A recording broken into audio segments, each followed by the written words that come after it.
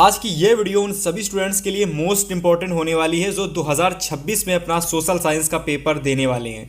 देखिए स्टूडेंट्स, अगर आपका सोशल साइंस का पेपर भाई साहब 20 फरवरी को लगा हुआ है या फिर किसी भी डेट का आपको पेपर होने वाला है, अगर आप हिंदी मीडियम के स्टूडेंट हैं, अगर आप खास करके यूपी बोर्ड के स्टूडेंट हैं, तो आज की यह क्लास आपके लिए बेहद खास होने वाली है। क्योंकि आपके पेपर में भाई साहब आप सभी लोगों को पता है कि बहुविकल्पीय प्रश्न हमारे पेपर में टोटल 20 नंबर के पूछे जाने वाले हैं। और आज की इस वीडियो के अंदर, आज की इस क्लास के अंदर मैं आपके साथ सोशल साइंस के ऐसे क्वेश्चंस डिस्कस करने वाला हूं। ये क्वेश्चंस आपके लिए, आपके होने वाले बोर्ड एग्जाम के लिए बेहद इंपॉर्टेंट होने वाले हैं। हर एक क्वेश्चंस आप देख सकते हैं प्यारे साथी, कितनी बार ये बोर्ड एग्जाम में क्वेश्चंस आए हुए हैं। और बहुत बार मैंने आपको बताया है कि मैं एक ऐसी क्लास लेकर के आऊंगा जिसमें मैं आपको सोशल साइंस के या फिर हर एक सब्जेक्ट के जितने भी आपके ऑब्जेक्टिव क्वेश्चंस होंगे, मैं आपको सारे एक ही क्लास में करवा दूंगा। और आज की इस क्लास के अंदर हम लोग देखने वाले हैं टॉप लगभग 60 ऐसे क्वेश्चंस। ठीक है, लगभग हम लोग 60 क्वेश्चंस इस क्लास में डिस्कस करेंगे प्यारे साथी। और जिस भी प्यारे साथी को इस तरीके से इंपॉर्टेंट क्वेश्चन चाहिए हैं, आपको देखिए मैं एक चीज क्लियर कर देता हूं। आपका पेपर 18 फरवरी से स्टार्ट हो रहे हैं। आपको मैं बता देता हूं कि इस तरीके से हर सब्जेक्ट के लिए मैंने ई बुक बनाई है। और इस ई बुक के अंदर आपके लिए बहुत ही ज़्यादा चीज़ें हैं। 100 से ज़्यादा इंपॉर्टेंट ऑब्जेक्टिव क्वेश्चन यहाँ मिलेंगे। इसके अलावा यहाँ पर आपको लॉन्ग क्वेश्चन, शॉर्ट क्वेश्चन, सारी चीज़ें यहाँ पर आपको देखने को मिलेंगी मात्र 15 रुपए में। अगर आप पेपर से पहले इस ई बुक को लेना चाहते हो तो इसको लेने के लिए डिस्क्रिप्शन बॉक्स में आपके लिए लिंक पड़ी हुई है, जहाँ पर आपको सारी चीज़ें मिल जाएंगी मात्र 15 रुपए में एक सब्जेक्ट के अंदर। तो अभी मैं आपको ई बुक के बारे में जानकारी दूंगा, अच्छे से जानकारी दूंगा। लेकिन सबसे पहले मैं आपको बताता हूं भाई, ये वह ऑब्जेक्टिव क्वेश्चंस हैं जो कि मैंने आपके लिए एकदम ढूंढ करके निकाले हैं। एकदम 60 ऐसे क्वेश्चंस जो कि 100% पेपर में आपके आने वाले हैं। अगर हम यहां से बात करें भैया, हमारा जो सामाजिक विज्ञान का पेपर होने वाला है उसमें 20 नंबर के क्वेश्चन आएंगे। ठीक है, तो सबसे पहले हम लोग बात करेंगे अपने सबसे पहले इंपॉर्टेंट क्वेश्चंस की, जो कि आपको दिख रहा है और आपको इसका आंसर बताने का प्रयास करना है। ठीक है, तो सबसे पहला प्रश्न हमारा है, राष्ट्रवाद का प्रारंभ किस देश से हुआ? सभी लोग बताइएगा इसका राइट आंसर क्या होगा। ठीक है, और 1 से लगाकर टोटल 14 यानी टोटल पूरी किताब की क्वेश्चंस आपके होने वाले हैं। पहला प्रश्न हम लोगों का है कि भाई राष्ट्रवाद का प्रारंभ किस देश से हुआ, तो बताइए। इसमें 4 ऑप्शन दे रखे हैं, इनमें से एक ऑप्शन आपका सही होगा। चलिए, इसको आप लोग फ्रांस को सही कर लेंगे। यानी राष्ट्रवाद का प्रारंभ कहां से हुआ था? फ्रांस से हुआ था। अगला बताइए, फ्रांस की क्रांति हुई, फ्रांस की जो क्रांति हुई ये कब हुई थी, किस सन में हुई थी? ठीक है, बहुत बार ये क्वेश्चंस आपके पूछे गए हैं भाई। डेफिनेटली अगर कोई स्टूडेंट्स इनको तैयार कर लेता है भाई, तो 25 के बाद यहाँ पर 26 आपको इन सारे क्वेश्चन में लिखने को मिलेगा। ठीक है, ये सारे क्वेश्चंस बेहद इंपॉर्टेंट हैं। तो फ्रांस की क्रांति कब हुई थी? सन 1789 ईस्वी में। तो ऑप्शन नंबर सेकंड को यहां पर आप बिल्कुल सही कर लेंगे। 20 फरवरी वाले पेपर में, सोशल साइंस के पेपर में इससे बाहर क्वेश्चंस आपको, बहुत ही ऐसा रेयर कोर्स होगा कि इससे बाहर क्वेश्चन आपको मिले। अधिकतर प्रश्न यहीं से आने वाले हैं। इसके बाद तीसरा नंबर क्वेश्चन हमारा है कि इटली का जो एकीकरण हुआ था वह कब पूरा हुआ था? बहुत ही ज्यादा रिपीटेड क्वेश्चन है ये। इटली का एकीकरण भाई पूरा हुआ था वर्ष 1871 में। यानी कि अगर हम बात करते तो ऑप्शन नंबर फर्स्ट यानी 1871 यहां से हमारा बिल्कुल सही आंसर हो जाने वाला। तो ऑप्शन नंबर फर्स्ट को यहां से आप बिल्कुल सही करेंगे। ठीक है, इसके बाद क्वेश्चन नंबर 4 है कि जर्मनी के एकीकरण में मुख्य भूमिका किसकी थी? तो जर्मनी में एकीकरण जो हुआ था उसमें जो मुख्य भूमिका निभाने वाले जो प्रमुख नेता थे वह हमारे थे Otto von Bismarck. Otto von Bismarck, option number second को यहां बिल्कुल सही कर लेंगे। ये सारे क्वेश्चंस आपको बहुत अच्छे से नोट करने हैं। डेफिनेटली हर क्वेश्चंस आपके लिए इंपॉर्टेंट है। चलिए आगे बात करते हैं। तो अगर हम यहां पर बात करें तो हमारा प्रश्न नंबर 5 है। और सभी लोगों से मैं ये निवेदन करना चाहूंगा प्यारे साथी कि अगर अभी तक आप लोगों ने सामाजिक विज्ञान के मॉडल पेपर को नहीं देखा तो एक बार इसको जरूर देख लेना। क्योंकि अगर आपने इस मॉडल पेपर को एक बार अच्छे से समझ लिया ना, तो पूरे पेपर का आपको नॉलेज हो जाएगा कि हमारे बोर्ड एग्जाम में सोशल साइंस का पेपर किस तरीके से आने वाला है। ठीक है, तो डेफिनेटली एक बार आप लोग सोशल साइंस का पूरा पेपर जरूर देखेंगे। आप हमारे चैनल से देख सकते हैं या तो आप किसी भी चैनल से जरूर देख सकते हैं। लेकिन हाँ, पेपर से पहले आपको हो सके तो 2 से 3 वीडियो आप पेपर वाली देख के जरूर जाना। पूरा नॉलेज आपको हो जाएगा पेपर में। जब पेपर देने बैठोगे तो आपको आसानी से पूरा पेपर आपका हो जाएगा। ठीक है, और इसी के साथ साथ मैं आपको अभी इस ई बुक के बारे में बताऊंगा प्यारे साथी। ई बुक अगर आप हिंदी की ई बुक ले लेते हो, जो कि आपका पहला पेपर हिंदी का होने वाला है, ठीक है, तो हिंदी की अगर आप ई बुक ले लेते हो तो डेफिनेटली पहला पेपर आपका अच्छा जाएगा और आने वाले सारे पेपर आपके अच्छे जाएंगे। तो इसलिए हिंदी की आपको ई बुक ज़रूर लेना है। ई बुक के अंदर इतनी सारी चीज़ें आपको मिल रही हैं और डायरेक्ट अगर आपको ये 10 मॉडल पेपर अगर आप देख लेते हो पेपर से पहले, हिंदी हो या फिर सोशल साइंस हो, कोई भी पेपर हो, 10 मॉडल पेपर अगर आप देख लेते हो पेपर से पहले, डायरेक्ट बता रहा हूँ पेपर आपका यहीं से बनेगा। मात्र 15 रुपए के अंदर ये सारी चीज़ें आपको मिलने वाली हैं, है ना। तो जिसको भी लेना है भाई, ई बुक डिस्क्रिप्शन में इसका लिंक पड़ा हुआ है, ठीक है। अभी मैं आपको डिटेल में ई बुक के बारे में बताऊंगा, ठीक है। बने रहिएगा, क्लास में बहुत ज़्यादा खास होने वाली है। नेपोलियन बोनापार्ट की पराजय कब हुई थी? बहुत ज़्यादा रिपीटेड क्वेश्चन। तो यहां से अगर हम बात करते हैं नेपोलियन बोनापार्ट की पराजय कब हुई थी, तो वर्ष 1815 ईस्वी को आप बिल्कुल सही कर लेंगे, ठीक है। इसके बाद 16 नंबर क्वेश्चन है कि निम्नलिखित में से किसे कर लो यहां पर, किसे 1871 में जर्मनी का प्रथम सम्राट घोषित किया गया? तो 1871 ईस्वी में जर्मनी का प्रथम सम्राट किसको घोषित किया गया? तो 4 ऑप्शन दे रखे हैं, ठीक है। अब अगर मैं इन 4 ऑप्शन में बात करता हूं कि हमारा सही ऑप्शन कौन सा होगा, ठीक है, तो यहां से आप लोग भाई बिल्कुल केजियर विलियम, ठीक है, कैसर विलियम आ जाता है कभी कभी काइजर विलियम भी आ जाता है, पर याद रखना विलियम प्रथम होना चाहिए, ठीक है। देखो कभी कभी काइजर आ जाता है और कभी कभी इसी को हम लोग कैसर भी देख लेते हैं पेपर में, ठीक है। तो काइजर आ जाए या तो कैसर आ जाए, बस इतना ध्यान रखना, विलियम प्रथम होना चाहिए बस, ठीक है। तो 1871 ईस्वी में जर्मनी का जो प्रथम सम्राट घोषित किया गया भैया, वो काइजर विलियम प्रथम था या तो कैसर विलियम प्रथम था, है ना। तो ऑप्शन नंबर फर्स्ट को यहाँ बिल्कुल आप सही करेंगे। इसके बाद आगे 7 नंबर हमारा जो क्वेश्चन है वह है कि ज्यूसेपे मैत्सनी, जो ज्यूसेपे मैत्सनी थे, इस विधि ज्यूसेपे मैत्सनी इस मैत्सनी द्वारा स्थापित गुप्त संगठन था। सो यहाँ पर आप लोग ये करोगे, तो ज्यूसेपे मैत्सनी द्वारा जो स्थापित, किसके द्वारा भाई? ज्यूसेपे मैत्सनी द्वारा, राइट, जो स्थापित गुप्त संगठन था, समझ में आया भाई। तो वह संगठन आपका कौन सा था? काफ़ी इंपॉर्टेंट क्वेश्चन है ना। तो यहां से अगर मैं बात करता हूं तो आपका बिल्कुल सही आंसर हो जाएगा यंग इटली। तो ऑप्शन नंबर यंग इटली यानी ऑप्शन नंबर फर्स्ट को यहां बिल्कुल सही कर लेंगे, ठीक है। इसके बाद बात करते हैं क्वेश्चन नंबर 8 की। क्वेश्चन नंबर 8 कह रहा है ज्यूसेपे मैत्सनी इस, अब देखो यहां पर भी इस नहीं होगा, यहां पर भी वही रिपीटेड क्वेश्चन है, ठीक है। तो इसका आंसर भी आप सभी को बताना है इटली, वही क्वेश्चन है, सेम टू सेम, ठीक है। 7 नंबर और 8 नंबर क्वेश्चन एक जैसे हैं, तो हो सके तो एक में ही दोनों को कर लेना, ठीक है। 7 और 8 एक ही क्वेश्चन है, ठीक है। फिलहाल मैं आपको आगे दिखाता हूँ। चलिए थोड़ा सा जूम कर लिया है भाई, ताकि आपको चीज़ें बहुत अच्छे से समझ में आए और थोड़ा सा क्लियर दिखें, ठीक है। तो क्वेश्चन नंबर 9 हमारा कह रहा है कि सन 1789 ईस्वी में फ्रांस किस प्रकार का राज्य था? तो सन 1789 ईस्वी में फ्रांस किस प्रकार का राज्य था, बताइएगा। तो यहाँ से हम लोग जब पेपर में आ जाए कि सन 1789 में जो फ्रांस था वह किस प्रकार का राज्य था, तो ऑप्शन नंबर 4 यानी असीमित राजतंत्र को आप बिल्कुल सही करके आएंगे, ठीक है। चलिए इसको आप सही कर लीजिए। इसके बाद क्वेश्चन नंबर 10 की बात करते हैं कि निम्नलिखित में से कौन सा देश केंद्रीय शक्तियों में सम्मिलित था? तो ऐसा कौन सा देश था भाई जो केंद्रीय शक्तियों में सम्मिलित था? तो यहाँ से अगर हम बात करते हैं तो जर्मनी, ऑप्शन नंबर 3 को आप यहाँ पर बिल्कुल सही करेंगे, ठीक है। ऐसा कौन सा देश था भाई जो कि केंद्रीय शक्तियों में सम्मिलित था? तो ऑप्शन नंबर 3 को यहाँ पर आप बिल्कुल सही करेंगे। इसके बाद क्वेश्चन नंबर 11 की बात करते हैं कि निम्नलिखित में यह किसका कथन है कि जब फ्रांस छींकता है, यहाँ सीखता की जगह कर लो छींकता है, ठीक है, यहाँ पर छींकता, ठीक है, तो इसको कर लीजिएगा। तो जब फ्रांस छींकता है तो बाकी यूरोप को सर्दी जुकाम हो जाता है। तो यहाँ पर आपको बताना है बाकी यूरोप को सर्दी जुकाम हो जाता है। देखिए ऑप्शन में मैत्सनी, मेटरनिक, बिस्मार्क और कावूर दे रखा है भाई। 4 ऑप्शन आपके दे रखे हैं कि बताना है कि जब फ्रांस छींकता है तो बाकी यूरोप को सर्दी जुकाम हो जाता है। तो बताना है कि यहाँ पर आपका जो सही आंसर होने वाला है वह क्या होने वाला है? तो 11 नंबर यानी Metternich, right. Option number Metternich, यानी यहाँ पर हमारा ये बिल्कुल सही हो जाएगा। मेटरनिक ने कहा था कि जब फ्रांस छींकता है तो बाकी यूरोप को सर्दी और जुकाम हो जाता है।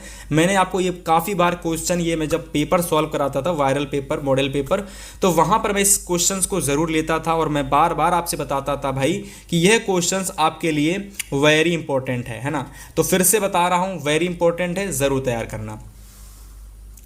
जलियांवाला बाग की घटना कब हुई थी? तो जलियांवाला बाग की घटना भाई कभी हुई थी? सभी लोगों को पता होगा, 12 अप्रैल सन 13 अप्रैल में भी 13 अप्रैल सन 1919। तो 13 अप्रैल 1919 यानी ऑप्शन नंबर 3 को यहाँ बिल्कुल सही कर लेंगे।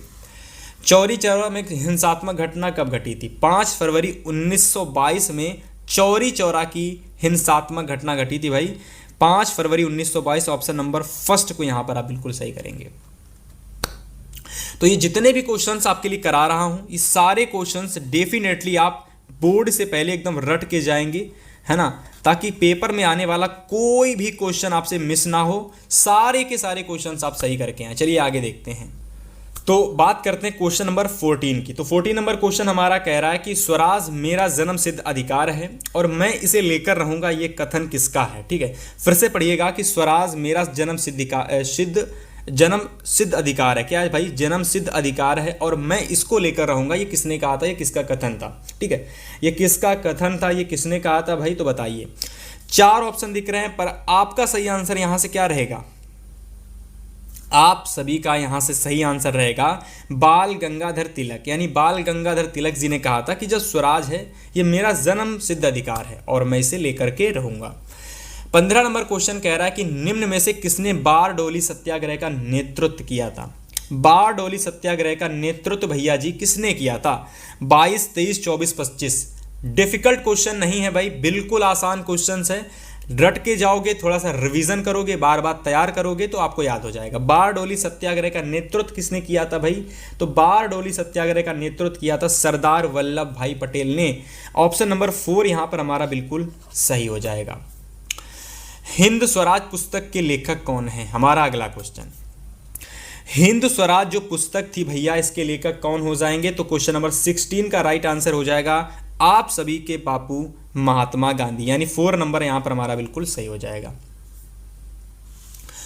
आर्थिक महामंदी का प्रारंभ कब हुआ था भाई? पूरे विश्व में आर्थिक महामंदी आई थी, पूरे विश्व में आई थी 22, 23, 24, 25। बहुत ज्यादा रिपीटेड क्वेश्चंस हैं, सारे के सारे क्वेश्चंस तैयार करने हैं भाई, एक भी क्वेश्चन छोड़ना नहीं है। आर्थिक महामंदी का प्रारंभ कब हुआ था? तो वर्ष 1929, वर्ष 1929 यानी ऑप्शन नंबर 3 यहां से हमारा बिल्कुल सही हो जाएगा। इसके बाद 18 नंबर क्वेश्चन कह रहा है कि ब्रिटेन वुड्स नामक संस्था निम्नलिखित में से कहां पर स्थित है? तो अगर मैं ब्रिटेन वुड्स संस्था की बात करता हूं भाई, तो ये हमारी स्थित कहां पे है? तो ये हमारी स्थित है यूरोप में। ऑप्शन नंबर 2 यहां से हमारा बिल्कुल सही हो जाएगा। तो ऑप्शन नंबर 2 को यहां पर आप बिल्कुल सही कर लेंगे। चलिए मैं आगे आपको बताता हूं। तो बात करते हैं क्वेश्चन नंबर 19, 20, 21 और बाकी सारे इंपॉर्टेंट क्वेश्चंस की। ठीक है, तो 19 नंबर क्वेश्चन यहां पर हमारा है कि प्रथम विश्व युद्ध जो हमारा था वह कब प्रारंभ हुआ था? तो अगर हम विश्व युद्ध की बात करते हैं कि हमारा जो प्रथम विश्व युद्ध था वह कब प्रारंभ हुआ, तो यहां से हमारा बिल्कुल सही आंसर हो जाएगा 19 नंबर क्वेश्चन का कि 1914 यानी 1914 ईस्वी में हमारा प्रथम विश्व युद्ध प्रारंभ हुआ था। इसके बाद 20 नंबर क्वेश्चन कह रहा है कि संयुक्त राष्ट्र संघ का मुख्यालय कहां पर स्थित है भाई? तो संयुक्त राष्ट्र संघ का मुख्यालय स्थित है भाई न्यूयॉर्क में। कहां पे है? न्यूयॉर्क में स्थित है। ठीक है, तो ऑप्शन नंबर अगर हम देखते हैं तो 3 बिल्कुल हमारा सही हो जाएगा। अंतरराष्ट्रीय मुद्रा कोष यानी IMF की स्थापना कब हुई थी? तो अंतरराष्ट्रीय मुद्रा कोष यानी IMF की स्थापना हुई थी वर्ष 1944 में, यानी ऑप्शन नंबर 4 यहां से आपका बिल्कुल सही हो जाएगा। ठीक है, इसको आप नोट कर लें। फिर आगे हमारा प्रश्न इंपॉर्टेंट कह रहा है कि अफ्रीका में जो एक बीमारी आई थी, अफ्रीका में किस तरीके की बीमारी आई थी भाई? Render paste. तो ये क्या था भाई? एक बीमारी थी। ये क्या थी? एक बीमारी थी। ऑप्शन नंबर 3 बिल्कुल सही हो जाएगा। अफ्रीका में रिंडर पेस्ट क्या था? तो अफ्रीका में रिंडर पेस्ट एक बीमारी थी और ये जो बीमारी हुई थी प्यारे साथी, ये आपके मवेशी जानवर में हुई थी। मवेशी मतलब कौन? मवेशी मतलब ऐसे आवारा घूमने वाले जो जानवर होते हैं। ठीक है, आवारा घूमने वाले जो जानवर होते हैं उनमें क्या था भाई? रिंडर पेस्ट नामक एक बीमारी हो गई थी। ठीक है, तो कहाँ पे हुई थी? अफ्रीका में एक बीमारी थी ये। 23 नंबर क्वेश्चन कह रहा है कि विश्व व्यापार संगठन की स्थापना कहां पर हुई थी। तो अगर मैं बात करता हूं विश्व व्यापार संगठन की स्थापना की, तो ये हुई थी वाशिंगटन। ऑप्शन नंबर सेकंड को आप बिल्कुल सही कर लेंगे। डेफिनेटली एक एक क्वेश्चंस मैं आपको कराता चल रहा हूं, डायरेक्ट आपको पेपर में क्वेश्चंस देखने को मिलेंगे। और जिस भी स्टूडेंट्स को भाई इसी तरीके से हर सब्जेक्ट के इंपॉर्टेंट क्वेश्चंस चाहिए हैं, और लॉन्ग हो शॉर्ट हो सभी प्रकार के क्वेश्चंस चाहिए हैं, तो डेफिनेटली इस वीडियो को ज़्यादा से ज़्यादा लाइक करना, शेयर करना। कम से कम इस वीडियो को 1000 से ज़्यादा लाइक तक अगर आप क्लास को पहुंचा देंगे भाई, क्लास को शेयर करेंगे, लाइक करेंगे, ठीक है, शेयर करेंगे भाई, ज़्यादा से ज़्यादा लाइक करेंगे, ठीक है, और कमेंट करेंगे भी, ठीक है। तो अच्छे से कमेंट करना। डेफिनेटली आपके लिए मैं नेक्स्ट क्लास अदर सब्जेक्ट की ज़रूर लेकर के आऊँगा, जहाँ पर मैं आपको किसी और सब्जेक्ट के इंपॉर्टेंट ऑब्जेक्टिव क्वेश्चंस को मैं आपको बताऊंगा। उसको कर लोगे, उस क्लास को पूरा कर लोगे, इस तरीके से इस क्लास को पूरा कर लेना, डेफिनेटली आपकी चीज़ें हो जाएंगी बेहतर। चलिए मैं आपको एक इंपॉर्टेंट चीज़ बता देता हूं, जो कि बहुत सारे लोग जिसको ले चुके हैं और इसका फ़ायदा उठा चुके हैं। तो आप अगर इसको लेंगे तो डेफिनेटली आपके पेपर सारे बेहतर जाने वाले हैं। स्टूडेंट्स, आप सभी को पता होगा कि आपके जो एग्ज़ाम स्टार्ट हो रहे हैं भाई, वह आपके 18 फरवरी से स्टार्ट हो रहा है। सबसे पहला आपका 18 फरवरी को हिंदी का पेपर लगा है भाई। इसके बाद अगर हम आगे बात करते हैं तो 23 फरवरी को आपका इंग्लिश का पेपर लगा है। 20 फरवरी को आपका सामाजिक विज्ञान का पेपर होने वाला है। और अगर हम 23 फरवरी की बात करते हैं भाई, तो इंग्लिश का पेपर हम डिस्कस कर ही चुके हैं।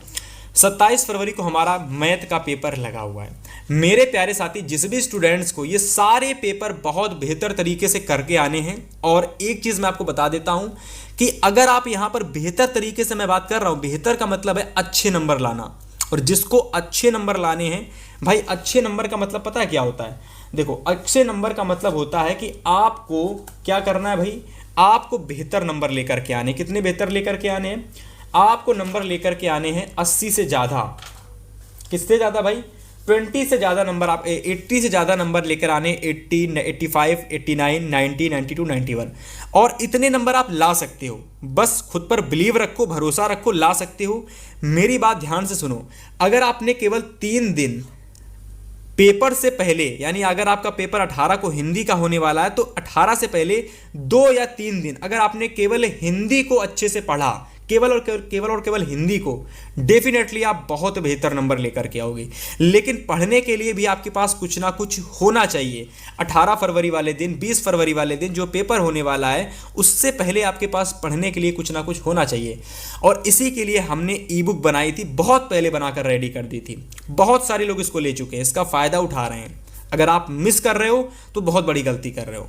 देखो, इस ई बुक के अंदर आपको 100 से ज़्यादा एमसीक्यू क्वेश्चंस मिलने वाले हैं। ऐसे ऑब्जेक्टिव क्वेश्चंस जो यहाँ पर आपको दिख रहे हैं ना, ये क्वेश्चंस, ये मैंने 60 क्वेश्चंस ढूंढे हैं, बहुत ज़्यादा, मतलब रिसर्च करके। लेकिन आपको ई बुक के अंदर 100 क्वेश्चन मिलेंगे, ठीक है।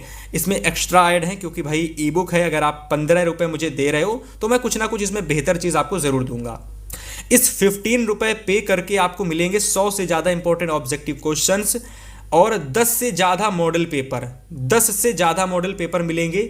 और ये जो 10 से ज़्यादा मॉडल पेपर आपके होंगे, ये कुछ इस तरीके से आपको मिलेंगे, ठीक है, कुछ इस तरीके से मॉडल पेपर। और अगर आप ये 10 मॉडल पेपर भी अच्छे से इनको देख लेते हो, कौन कौन से क्वेश्चंस इसमें है ना, इनको लगा लेते हो, पढ़ लेते हो, डेफिनेटली आपका पेपर लगभग यहीं से मिलेगा आपको, ठीक है। मात्र 15 रुपये के अंदर इंपॉर्टेंट क्वेश्चंस भी आपको मिलेंगे, लॉन्ग क्वेश्चन, शॉर्ट क्वेश्चन, सारी चीज़ें आपको मिलेंगी। और लगभग मैं हर स्टूडेंट से रिक्वेस्ट करना चाहता हूं भाई कि सबसे पहले आप लोग भाई हिंदी का ई बुक ज़रूर लेना। हिंदी का पूरा डर समाप्त कर देगी ये ई बुक आपको। 18 फरवरी हिंदी का पहला पेपर होने वाला है, तो इस क्लास को देख रहे हो तो हिंदी की ई बुक ज़रूर ले लेना, ठीक है। इसके अलावा सोशल साइंस, इंग्लिश, मैथ, सारे सब्जेक्ट की ई बुक्स आपको मिल जाएंगी। कहाँ पर मिलेंगी, कैसे मिलेंगी, मैं आपको वो भी बता देता हूँ। देखो, आपको इंग्लिश की, हिंदी की, जिसकी भी ई बुक लेनी है, हर एक सब्जेक्ट की ई बुक आपको इंडिविजुअल मिलेगी, मतलब अलग अलग मिलेगी। हर सब्जेक्ट का प्राइस मात्र 15 रुपये है। तो जिसको भी लेना है ई बुक, वह जाना डिस्क्रिप्शन में और भैया इसको ले लेना। ये ई बुक आपको पास ही नहीं कराएगी, आपको 85 से ज़्यादा मार्क्स दिलाएगी। बस थोड़ा सा आपको पढ़ना है, 2 से 3 दिन पेपर से पहले, गारंटी दे रहा हूँ बेहतर नंबर लेकर के आओगे। PDF के फॉर्म में मिलेगी। मैंने और मेरी पूरी टीम ने मिलकर इसको अप्रैल से नवंबर तक बनाने में इसको समय दिया है। डेफिनेटली बेहतर नंबर लाओगे। मात्र 15 रुपये में आपको एक सब्जेक्ट की ई बुक, डिस्क्रिप्शन बॉक्स में लिंक पड़ा हुआ है, जिसको भी लेना है वो ले सकता है, बहुत सारे लोग इसको ले चुके हैं। ठीक है, तो ये कुछ जानकारी थी जो मैंने आपको बताई, होपफुली आपको अच्छी लगी होगी। अब चलिए मैं अपने वापस से क्वेश्चंस पर आता हूं और आपको सारे क्वेश्चंस कराता हूं। तो आगे बात करते हैं क्वेश्चन नंबर 24 की। 24 नंबर क्वेश्चन कह रहा है कि निम्नलिखित में से किस प्रांत में सीढ़ीदार सोपानी खेती की जाती है। काफ़ी इंपॉर्टेंट क्वेश्चन है, काफ़ी बार बोर्ड में पूछा गया है। तो बताइएगा सीढ़ीदार जो सोपानी खेती होती है वह कहाँ की जाती है। तो यहाँ से हम लोग ऑप्शन नंबर 24 को बताते हैं उत्तराखंड, यानी ऑप्शन नंबर 4 को यहाँ बिल्कुल आप सही टिक लगा लेंगे। ठीक है, इसके बाद 25 नंबर हमारा क्वेश्चन है कि निम्नलिखित में से किस राज्य में काली मिट्टी पाई जाती है। ठीक है, और एक चीज़ यहाँ पर मैं आपको क्लियर कर देता हूँ, बहुत सारे स्टूडेंट्स की डाउट होते हैं भैया। ठीक है, बहुत सारे स्टूडेंट्स मुझसे कमेंट करके बाद में पूछते हैं, तो उनको मैं क्लियर कर देता हूँ। देखिए यहाँ पर हमने आपको बताए हैं लगभग हर एक भाग से इंपॉर्टेंट क्वेश्चन, हर एक सेक्शन के, जैसे कि इतिहास के यहाँ पर क्वेश्चंस आपको देखने को मिले। इतिहास के सारे क्वेश्चन हम डिस्कस कर चुके हैं। ठीक है, सारे इतिहास के क्वेश्चन हम डिस्कस आपके लिए यहाँ पर कर चुके हैं। ठीक है, अब यहाँ पर जो क्वेश्चंस आपके चल रहे हैं ये आपके भूगोल के क्वेश्चन है। ठीक है, यहाँ पर जितने भी अब आपको क्वेश्चन देखने को मिलेंगे लगभग 40 नंबर तक, वह सारे क्वेश्चन, या फिर 35 नंबर तक, 35 नंबर तक क्वेश्चन जितने भी आपको देखने को मिलेंगे, ऑल ऑफ 35 तक क्वेश्चन, सारे क्वेश्चन आपके भूगोल के होंगे। फिर इसके बाद देखिए आपको हम लोग यहाँ पर हम आपको नागरिक शास्त्र के क्वेश्चंस कराएंगे। ठीक है, यानी आपको हम सिविक्स के क्वेश्चंस कराएंगे, और फिर हम लोग इकोनॉमिक्स यानी अर्थशास्त्र के क्वेश्चंस यहाँ पर हम डिस्कस करेंगे। तो इस तरीके से यहाँ पर आपके 4 सेक्शन होते हैं। ठीक है, इतिहास, भूगोल, नागरिक शास्त्र और अर्थशास्त्र। ठीक है, इतिहास के क्वेश्चंस, भूगोल के क्वेश्चंस, नागरिक शास्त्र के क्वेश्चंस और अर्थशास्त्र के क्वेश्चंस, सारे क्वेश्चंस आपको यहाँ पर हम आपको कराएंगे। ठीक है, इतिहास के सारे क्वेश्चंस हम डिस्कस कर चुके हैं, भूगोल के क्वेश्चन हम डिस्कस कर रहे हैं, नागरिक शास्त्र के मैं अभी आपको आगे डिस्कस कराऊंगा। ठीक है, बताऊंगा, और फिर मैं आपको लास्ट में अर्थशास्त्र के भी क्वेश्चंस कराऊंगा। ठीक है, सारे क्वेश्चंस यहाँ पर आपको देखने को मिलने वाले हैं। बस क्लास को पूरा कर लीजिए, और हो सके तो प्यारे साथी हिंदी का एक ई बुक ज़रूर ले लेना, डिस्क्रिप्शन में लिंक पड़ा हुआ है। 15 रुपये पे करके ये हिंदी का बेस्ट ई बुक आपको मिल जाएगा। इसके अलावा और सब्जेक्ट चाहते हो तो सोशल साइंस या साइंस में से किसी को ले लेना, लेकिन यार मेरा जो ओपिनियन रहता है वह 2 सब्जेक्ट के लिए रहता है, हिंदी का और सोशल साइंस का जरूर ले लेना। ठीक है, हो सके तो हिंदी का तो ज़रूर ले लेना, क्योंकि पहला पेपर है, इस वजह से फोर्स मैं ज़्यादा कर रहा हूँ। ठीक है, चलिए यहाँ पर हम लोग बात करते हैं निम्नलिखित में से काली मिट्टी कहाँ पर पाई जाती है। काली मिट्टी ऑप्शन नंबर 15 है, क्वेश्चन नंबर 25 हमारा है। तो काली मिट्टी पाई जाती है गुजरात में। ऑप्शन नंबर यहाँ से सेकंड को आप बिल्कुल सही कर लेंगे। ठीक है, निम्नलिखित में से किस राज्य में लाल मिट्टी पाई जाती है। तो लाल मिट्टी अब कहाँ पर पाई जाती है, तो क्वेश्चन नंबर 26 में उड़ीसा को यहाँ पर आप बिल्कुल सही कर लेंगे, यानी उड़ीसा यहाँ पर हमारा बिल्कुल सही हो जाएगा, जहाँ काली मिट्टी पाई जाती है। लेटराइट मिट्टी की अगर हम बात करते हैं भाई कि लेटराइट मिट्टी भैया जी निम्नलिखित में से किस राज्य में पाई जाती है, तो आप सभी बताएंगे भैया कि लेटराइट मिट्टी जो होती है भाई वह हमारी पाई जाती है महाराष्ट्र में। कहाँ पे भाई, महाराष्ट्र में भाई पाई जाती है लेटराइट मिट्टी। प्यारे साथी हमारा क्वेश्चन नंबर 28 है कि निम्नलिखित में से किसकी अधिक मात्रा जलोढ़ मिट्टी में पाई जाती है। तो सबसे ज़्यादा अधिक किसकी मात्रा जो होती है जलोढ़ मिट्टी में पाई जाती है। तो देखो यहाँ पर हम लोग बात कर रहे हैं सबसे ज़्यादा किसकी मात्रा की। चलो ऑप्शन देखते हैं, फिर मैं आपको डायरेक्ट बताऊंगा आगे। तो सबसे ज़्यादा अधिक मात्रा किसकी, जलोढ़ मिट्टी में सबसे ज़्यादा किसकी अधिक मात्रा पाई जाती है, यही क्वेश्चन था ना भाई। ओके, यही था, जलोढ़ मिट्टी। किसकी बात हो रही थी, तो बात हो रही थी जलोढ़ मिट्टी की। किसकी, जलोढ़ मिट्टी की बात हो रही थी। तो जलोढ़ मिट्टी में सबसे ज़्यादा किसकी मात्रा पाई जाती है। तो यहाँ से देखिए पोटास सबसे ज़्यादा पाया जाता है, चूना भी इसमें पाया जाता है, फास्फोरस भी इसमें पाया जाता है, और अगर हम बात करते हैं तो यहाँ पर हमारा सही आंसर हो जाएगा इनमें से सभी, यानी तीनों चीज़ें पाई जाती हैं भाई, पोटास, फास्फोरस और चूना। तो मैं इनमें से सभी को बिल्कुल सही करके आऊँगा। ठीक है, नोट कर लें इसको भी। फिर आगे हमारा क्वेश्चन नंबर 29 बताइए क्या है कि निम्नलिखित में से कौन सा एक संभावित संसाधन है। संभावित संसाधन कौन सा है आपको बताना है। ठीक है, कोयला, पेट्रोलियम, पवन ऊर्जा, बॉक्साइट, 4 ऑप्शन दिख रहे हैं। आपको यहाँ पर बताना है कि इनमें से संभावित संसाधन हमारा कौन सा है भाई। कोयला दे रखा है, पेट्रोलियम दे रखा है, पवन ऊर्जा दे रखा है, बॉक्साइट दे रखा है। ठीक है, इन 4 ऑप्शन में से किसी एक ऑप्शन को आपको सही बताना है, बताइए। चलिए बताइए सभी लोग, सही ऑप्शन क्या हो जाएगा, संभावित संसाधन आपका कौन सा है? तो पवन ऊर्जा ऑप्शन नंबर 3 को यहाँ पर आप सही कर लेंगे। ठीक है, चलिए पर्वत पर मृदा अपरदन का साधन कौन सा होता है? देखिए पर्वत की अगर हम बात करते हैं तो पर्वत ऊंचे होते हैं, इन पर जो मृदा अपरदन का साधन क्या होगा भाई? इनमें जो मृदा अपरदन का साधन होता है ये होता है हिमनद। क्या होता है? हिमनद। इसको सही कर लेंगे। अब ये हिमनद क्या होता है तो इसको थोड़ा सा इग्नोर करेंगे, लॉजिक की ओर हमको नहीं भागना है, हमको बस क्वेश्चंस के कनेक्शन को थोड़ा सा मिलाना है। जैसे कि अगर हम बात करते हैं मृदा अपरदन तो हिमनद, माँ आ गया यहाँ पर तो माँ आ गया बीच में, तो मैं ऐसे करके थोड़ा सा यहाँ पर थोड़ा सा एक दूसरे से क्वेश्चन को मिलाऊंगा और कुछ ट्रिक वगैरह बना करके क्वेश्चंस को मतलब लर्न करने का प्रयास करूंगा। ठीक है, क्योंकि अगर आप लॉजिक निकाल के तैयारी करोगे तो अब उतना समय आपके पास बचा नहीं है। क्वेश्चन को ज़्यादा से ज़्यादा एक दूसरे से मिलाने कहने का मतलब होता है कि इससे और थोड़ा सा इसका कनेक्शन आपस में कहाँ पर मिल रहा है उस चीज़ को देखो और ऐसे याद करो। जैसे मृदा से यम स्टार्टिंग वर्ड है और हिमनद में भी स्टार्टिंग में मा आया है, तो मैं कह सकता हूं कि मृदा अपरदन का जो मुख्य कारण होता है वो हिमनद होता है। कपास की खेती के लिए सबसे उचित भूमि कौन सी होती है? क्वेश्चन नंबर हमारा 31 कह रहा है कपास की खेती के लिए सबसे उचित भूमि कौन सी होती है?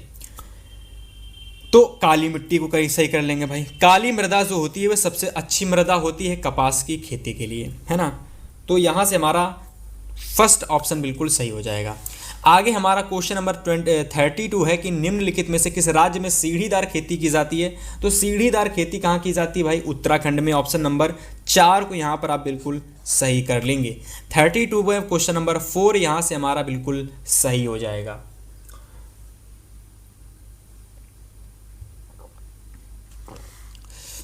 आगे हमारा क्वेश्चन नंबर 33 कह रहा है कि झूम कृषि जो है ये निम्नलिखित में से किस राज्य में पाई जाती है?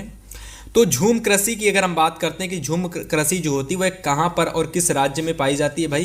तो झूम कृषि एक इस तरीके की कृषि होती है भाई, सभी को पता होना चाहिए, जो कि एक पहाड़ी क्षेत्र कह लो या फिर थोड़ा सा जहाँ पर बर्फ़ वाला मौसम ज़्यादा रहता है वहाँ पर पाई जाती है। तो उत्तराखंड आप लोग बिल्कुल सही कहेंगे।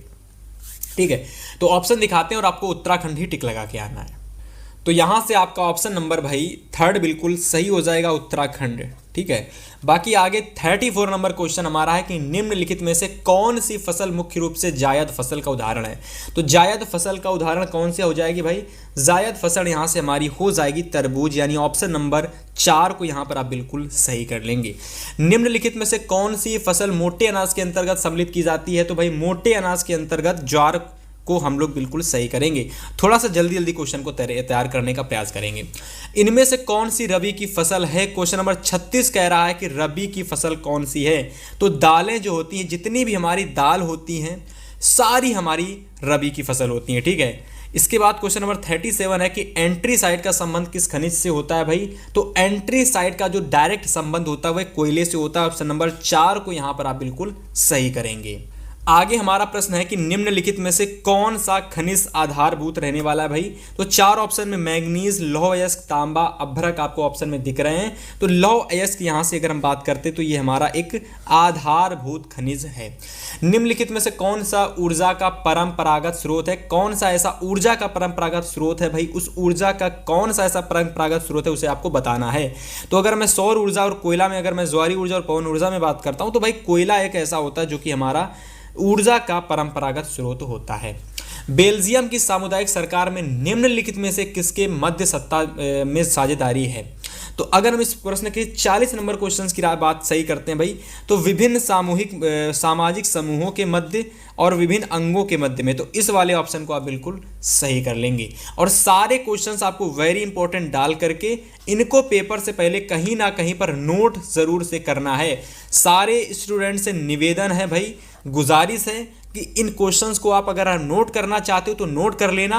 अगर आपके पास बिल्कुल भी समय नहीं है प्यारे साथी, तो आप सभी को मैं बता देना चाहता हूं कि इसकी आप लोगों को ई बुक ले लेनी है, जो कि डिस्क्रिप्शन में लिंक पड़ा हुआ है। 15 रुपए के अंदर बहुत सारी चीज़ें आपको मिल जाएंगी, लेकिन आपसे फिर भी मैं कहूँगा कि इन सारे क्वेश्चंस को आप एक बार स्क्रीनशॉट जरूर कर लेना, नोट जरूर कर लेना। ठीक है, श्रीलंका में निम्नलिखित में से कौन सा बहुसंख्यक वर्ग है? तो यहाँ पर हमारा सिंहली जो है बिल्कुल सही हो जाएगा। सिंहली हमारा कह सकते हो कि श्रीलंका में एक बहुसंख्यक वर्ग के रूप में आता है। चलिए आगे दिखाते हैं। आगे क्वेश्चन नंबर 41 कह रहा है कि विभिन्न स्तरों पर जो सत्ता का बंटवारा होता है वह क्या कहलाता है। तो जब हम विभिन्न स्तरों में सत्ता का बंटवारा करते हैं भाई, तो वह संघीय सरकार, ऐसे में हम उसको कह सकते हैं। ठीक है, निम्नलिखित में से किस देश में संघात्मक शासन नहीं है, तो वह हमारा है श्रीलंका। ठीक है, निम्नलिखित में से कौन सा संघीय राज्य नहीं है भाई, तो दिल्ली हमारा संघीय राज्य नहीं है, बाकी बिहार, मध्य प्रदेश, उत्तर प्रदेश ये हमारे एक राज्य हैं और संघीय राज्य हैं। ठीक है, भारत में कुल कितने संघीय राज्य हैं भाई, तो कुल कितने संघीय राज्य हैं, 28। ऑप्शन नंबर सेकंड यहां पर बिल्कुल सही हो जाएगा। संविधान की 8वीं सूची में कितनी भाषाओं को मान्यता दी गई, टोटल 28 भाषाओं, सॉरी टोटल मैं कह सकता हूं कि टोटल कितनी भाषाएं हैं जिनको मान्यता दी गई है। तो ऑप्शन नंबर अगर मैं बात करता हूं सो 44, कितनी भाषाओं को, 22 भाषाओं को मान्यता दी गई है। आई होप एक बार ऑप्शन देख लेते हैं। तो ऑप्शन नंबर थर्ड यहाँ पर हमारा 22 बिल्कुल सही हो जाएगा। ठीक है, मेरे हिसाब से 22 बिल्कुल सही हो जाएगा। आगे वर्तमान समय में भारतीय संघ में कितने केंद्र शासित प्रदेश हैं भाई, तो 8 केंद्र शासित प्रदेश हैं। संविधान में उल्लेखित 3 अनुसूचियों में से निम्नलिखित में से कौन सा विषय समवर्ती सूची के अंतर्गत आता है भाई, तो यहाँ से अगर हम समवर्ती सूची की बात करते हैं, कौन सा ऐसा विषय है जो समवर्ती सूची के अंतर्गत आता है, तो देखो ये 44 नंबर क्वेश्चन काफ़ी बार आगे पीछे होकर के 2 से 3 बार पूछ लिया गया। ठीक है, तो इस बात को थोड़ा सा इग्नोर करना। इस वाले क्वेश्चन का राइट आंसर क्या होने वाला है, आप सभी स्टूडेंट मुझे कमेंट करके बताओगे। ऑप्शन मैं 2 दे रहा हूँ, कृषि और शिक्षा। शिक्षा और कृषि में से दोनों में से कोई एक ऑप्शन सही रहने वाला है कि उल्लेखित 3 अनुसूचियों में से कौन सी मतलब कृषि और शिक्षा को, मतलब कि समवर्ती सूची के अंतर्गत, देखिए समवर्ती सूची के अंतर्गत शिक्षा और कृषि में से किसको रखा गया है, बताइए, कमेंट करके जरूर से बताइए। 44 नंबर क्वेश्चन का राइट आंसर सभी साथी, सभी स्टूडेंट्स, जितने भी लोग क्लास को देख रहे हैं भाई, सभी लोग कमेंट करेंगे। 46 नंबर क्वेश्चन कह रहा है कि संघात्मक शासन प्रणाली में अधिकारों का जो विभाजन होता है वो किसके द्वारा होता है, केंद्र और राज्यों के मध्य में होता है, किसके मध्य में होता है, तो ऑप्शन नंबर फर्स्ट को ही आप सही कर लेंगे, केंद्र और राज्य के मध्य। निम्नलिखित में संविधान भारत में कब लागू हुआ, भाई सभी को पता होगा 15 अगस्त को हमारा जो 15 अगस्त 1950 को हमारा संविधान लागू हुआ था। संविधान कब लागू हुआ था, 15 अगस्त 1950 को। ठीक है, इसको बनने में कितना समय लगा, तो संविधान को बनने में भाई 2 साल 11 माह और 18 दिन का समय लगा था। इसको तैयार करने में टोटल 299 लोगों की सदस्य, इसमें टोटल 299 सदस्य थे। ठीक है, 299 199 की 299 आई डोंट नो, आप देख लेना एक बार। 7 लोगों की एक कमेटी थी। इसके चेयरमैन कौन थे भाई, इसके चेयरमैन की अगर हम बात करते हैं तो वह थे आपके DR, ठीक है, BR अंबेडकर, यानी बाबा साहेब भीमराव अंबेडकर इसके क्या थे भाई, इसके चेयरमैन थे। बाकी सारी चीज़ें आपको तैयार करनी है या नहीं करनी उतनी इंपॉर्टेंट नहीं है, पर संविधान कब लागू हुआ था ये काफ़ी इंपॉर्टेंट है। आगे देखते हैं। 48 नंबर प्रश्न हमारा कह रहा है कि भारत में जो पंचायती राज की स्थापना हुई थी वह कब हुई थी, तो 48 नंबर हमारा क्वेश्चन है कि भारत में जो पंचायती राज की स्थापना हुई थी ये वर्ष 1992, यानी ऑप्शन नंबर थर्ड बिल्कुल हमारा सही हो जाएगा। निम्नलिखित में से कौन सा राज्य सूची का विषय है, कौन सा राज्य सूची का विषय, देखिए राज्य सूची का विषय कौन सा है, इसमें से आपको बताना है कौन सा राज्य सूची का विषय है, मुद्रा, व्यापार, विदेशी कार्य या फिर बैंकिंग। तो अगर मैं बात करता हूं कि राज्य सूची का विषय कौन सा है, तो व्यापार, ऑप्शन नंबर थर्ड सही कर लेंगे। निम्नलिखित में से किसका संबंध लोकतंत्र से नहीं है भाई, तो लोकतंत्र से संबंध बहुसंख्यक का शासन, बहुसंख्यकों का शासन, ये सही ऑप्शन हो जाएगा। एक एक क्वेश्चंस आपको तैयार करना है, ठीक है, और मैं सभी पर इंपॉर्टेंट क्वेश्चन मैं नहीं डाल रहा हूं, क्योंकि हर क्वेश्चन भाई 2025 2024-25 हर बार पूछा गया है। भारत में पंचायती राज की स्थापना कब हुई थी, तो भारत में अगर हम पंचायती राज की स्थापना की बात करते तो वर्ष 1992 में हुई थी, वो ऑप्शन नंबर सेकंड को यहां से आप बिल्कुल सही कर लेंगे।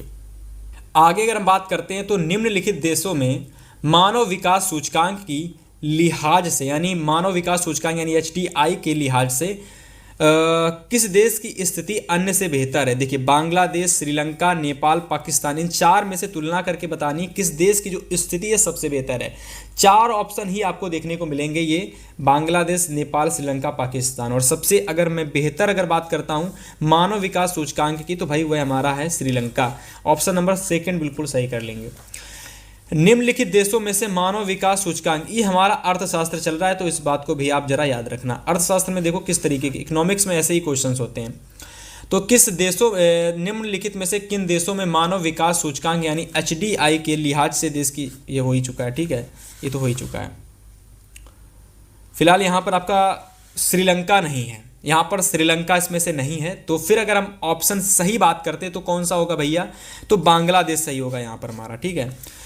शिशु मृत्यु अनुपात निकाला जाता है, तो शिशु मृत्यु अनुपात किसके मध्य निकाला जाता है भाई? 1000 जीवित बच्चों के मध्य में। सेवा क्षेत्र निम्नलिखित में से किस क्षेत्र में सम्मिलित किया जाता है? तो सेवा क्षेत्र जो होता है प्यारे साथी, ये तृतीय क्षेत्र के अंतर्गत। ऑप्शन नंबर यहां पर मैं आपको आगे दिखाता हूं, तृतीय क्षेत्र यानी ऑप्शन नंबर थर्ड को आप बिल्कुल सही कर लेंगे। एक वस्तु का अधिकांश तथा प्राकृतिक प्रक्रिया से उत्पादन कहां पर जाता है? तो 56 का राइट आंसर आपका हो जाएगा प्राथमिक क्षेत्र। सार्वजनिक और निजी क्षेत्र के विभाजन का आधार क्या होता है? तो सार्वजनिक और निजी क्षेत्र के विभाजन का जो अधिकार होता है भाई, वो होता है भाई कहाँ पर? रोजगार की शर्तें, आर्थिक गतिविधि की प्राकृतिक, बताइए इसमें से आपका हो जाएगा भाई उद्यमों का स्वामित्व, ठीक है, इसको आप सही कर लेंगे। 58 नंबर हमारा क्वेश्चन है कि सूचना का अधिकार अधिनियम कब लागू किया गया? तो क्वेश्चन था भाई कि सूचना का जो अधिकार अधिनियम है ये कब लागू किया गया? तो ये लागू किया गया था वर्ष 2005 यानी 2005 में।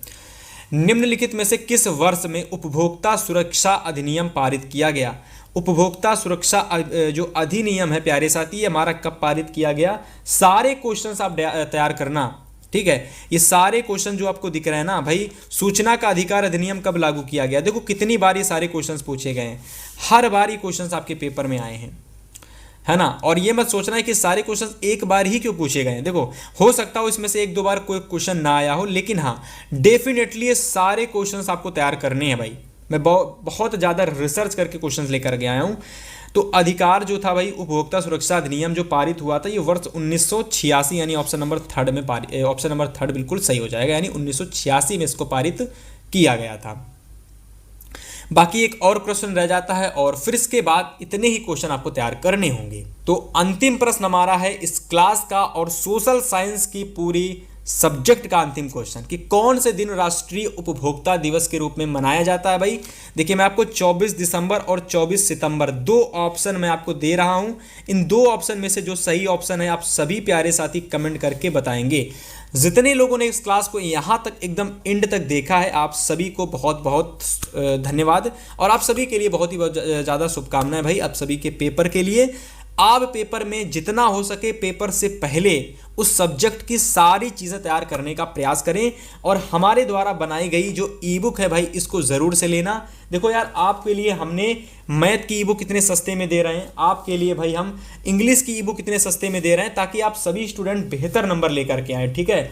18 फरवरी हिंदी का पेपर स्टार्ट हो रहा है भाई। सबसे पहले आपको हिंदी का ई बुक लेना है और प्राइस मात्र 15 रुपये है। मात्र 15 रुपये में आपको एक सब्जेक्ट की कंप्लीट चीज़ें मिल जाएंगी नोट्स के साथ में, पीडीएफ के फॉर्म में, ठीक है। 100 इंपॉर्टेंट क्वेश्चंस ऑब्जेक्टिव वाले, इंपॉर्टेंट टॉपिक्स, सारी चीज़ें, लॉन्ग क्वेश्चन, शॉर्ट क्वेश्चन और 10 से ज़्यादा मॉडल पेपर देखने को मिलेंगे मात्र 15 रुपये में, मात्र 15 रुपये में। जिसको भी लेना है डिस्क्रिप्शन में लिंक पड़ा है, बहुत सारे लोग ले चुके हैं, तो आप बिल्कुल भी ये चीज़ मिस मत करिएगा। चलिए मिलेंगे नेक्स्ट वीडियो में, तब तक के लिए गुड बाय, गुड लक।